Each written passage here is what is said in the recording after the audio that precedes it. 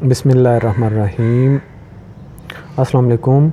آج ہم سورۃ بقرہ کی آیت نمبر 19 کا ترجمہ سیکھیں گے۔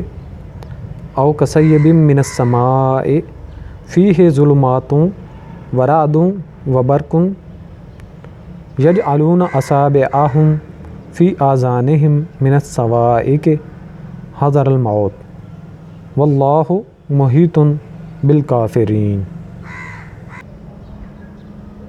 او یا پھر کصیبن جیسا کہ بارش ہوتی ہے، من سے، السماء آسمان سے، فی ہے اس میں ہے، ظلماتن اندھیرا، وا اور رعدن گرج، وا اور برقن بجلی کی چمک، یعنی کہ جیسا کہ آسمان سے بارش آئے تو اس میں اندھیرا بھی ہوتا ہے اور بادلوں کی گرج بھی ہوتی ہے اور بجلی کی چمک بھی ہوتی ہے۔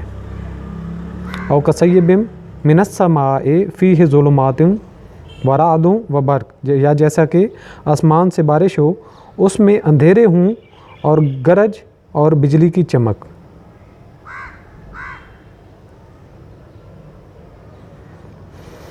یجعلون وہ ٹھونس لیتے ہیں، یعنی کہ کر لیتے ہیں۔ یجعلون ویسے یجعلون کا مطلب ہے تو بنا لیتے ہیں، وہ بنا لیتے ہیں یا ٹھونس لیتے ہیں، اصابعہم اپنی انگلیاں، فی میں، آذانہم اذان جب دیتے ہیں تو ہاتھ انگلی جو اذان دیتے وقت جو مؤذن ہوتا ہے اپنی انگلیاں اپنے کانوں میں ڈال لیتا ہے، اسی طریقے سے وہ کرتے ہیں، فی آذانہم اپنے کانوں میں، یعنی کہ وہ اپنے کانوں میں انگلیاں ڈال لیتے ہیں، من سے، الصواعق کے کڑک اور بجلی، جو بجلی کی کڑک کی وجہ سے، حذرا ڈر سے، الموت موت کے ڈر سے وہ کیا کرتے ہیں کہ وہ اس شور سے بچ سکیں، اپنے کانوں میں انگلیاں ڈال لیتے ہیں۔ وا اور اللہ تعالیٰ نے محیط کا مطلب احاطہ کرنا، گھیر لینا، اللہ تعالیٰ نے گھیرا کیا ہوا ہے بالکافرین سارے کافروں کا۔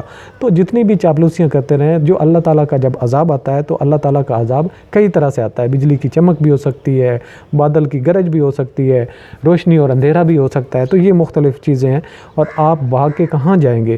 تو اللہ تعالیٰ کی جو حدود ہیں وہ ایک اس حدود سے تم نہیں نکل پاتے، جو اللہ تعالیٰ نے زمین اور آسمان کی حدود بنائی ہیں، تو کہاں تک جاؤ گے؟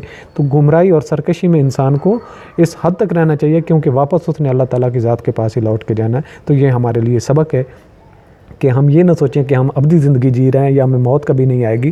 ہم نے ہر ایک لمحے کا، ہر ایک جو اپنے عمل کا جواب دینا ہے اللہ پاک کی ذات کو، تو جو اللہ تعالیٰ کے احکامات ہیں ان پہ ہمیں عمل پیرا ہونا چاہیے، اور اللہ تعالیٰ ہمیں عمل کی توفیق بھی عطا فرمائے۔ صدق اللہ العظیم۔